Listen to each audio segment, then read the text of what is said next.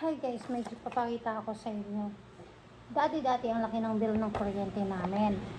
Tapos, yung nagpa-solar ako, ang laki ng tipid. Kasi,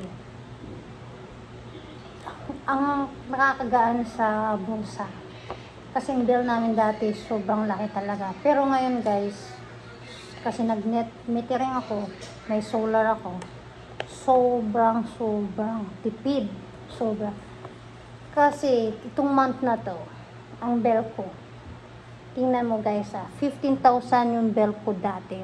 15,000, ito, 15,000 ang mga bill ko dati. Tsaka, minsan tumataas, 18, ganon, 15, 12. Ngayon, ang bill ko na lang, ma-surprise kayo guys. Zero balance. Zero balance. Wala na akong binabayaran sa electric. Sila pang nagkakautang sa akin kasi hindi ko masyado nagamit ang kinain ng solar ko.